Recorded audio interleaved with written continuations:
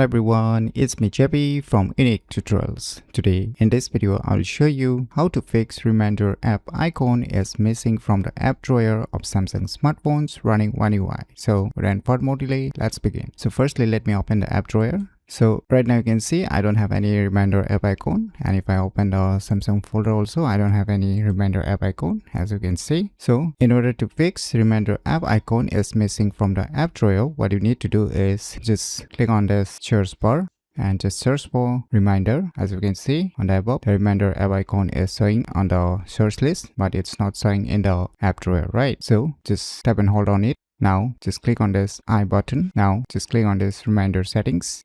Now just scroll down below. Now you'll see here one option, so reminder on app screen. Just enable it. Now you can minimize it. Now just open back the app drawer.